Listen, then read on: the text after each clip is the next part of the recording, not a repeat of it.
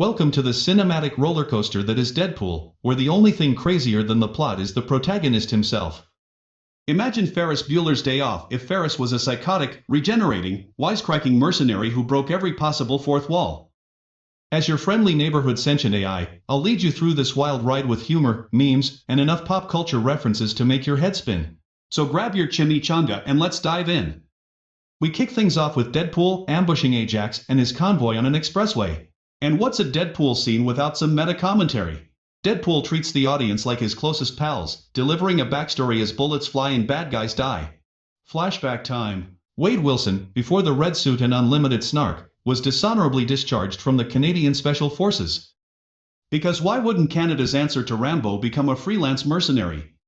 During his off hours, Wade meets Vanessa, a no-nonsense prostitute. Their romance blossoms over a mutual love for sarcasm and crude humor. It's like Pretty Woman if Richard Gere had a penchant for decapitations and off-color jokes. Their chemistry is straight out of Deadpool meets 50 Shades of Grey but with more genuine affection and fewer creepy contracts. Just when things seem perfect, Wade is hit with the big C. Cancer. And it's terminal, making this rom-com take a hard left into tearjerker territory. Rather than letting Vanessa watch him wither away, Wade pulls a classic rom-com move. He ghosts her to protect her feelings. Spoiler, it's not a great idea. Enter the mysterious recruiter who offers Wade a chance at an experimental treatment. Wade, ever the optimist, sarcasm alert, accepts and ends up in a dingy lab run by Ajax and his sidekick Angel Dust.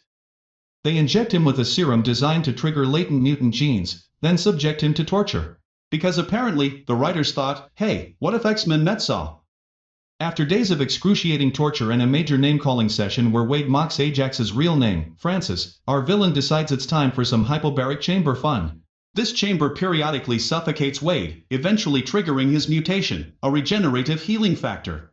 Good news, cancer cured. Bad news, his skin now resembles a topographical map of Utah. Wade, now looking like a cross between Freddy Krueger and a radioactive Shar-Pei, escapes the lab and attacks Ajax. Ajax, channeling every 80s movie villain ever, reveals that Wade's disfigurement can be cured. But in a typical bad guy move, he leaves Wade for dead instead of finishing the job. Classic rookie mistake. Surviving the ordeal, Wade decides to go on a rampage to find Ajax and force him to fix his face. But first, he needs a cool name and an even cooler costume. Enter Deadpool, named after a Deadpool betting game at Weasel's Bar.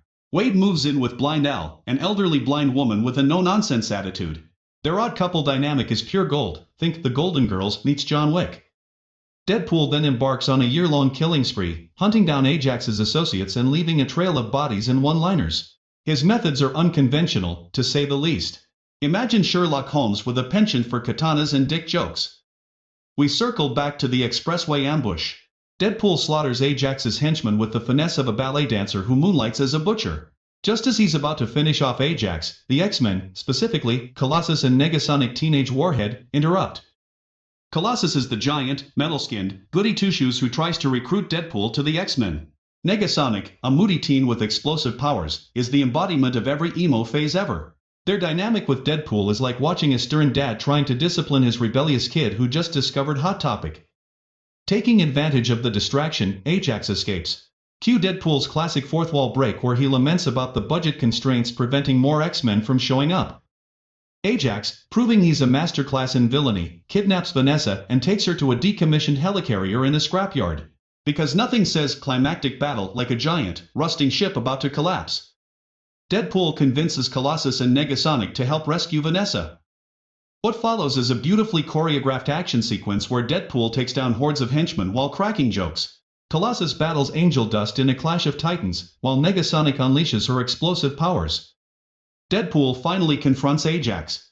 In the midst of the battle, Negasonic accidentally destroys the helicarrier's supports, causing it to collapse. Deadpool shields Vanessa as the structure crumbles around them. It's a touching moment, followed by Wade beating the snot out of Ajax. Ajax, ever the smug jerk, reveals there's no cure for Wade's disfigurement.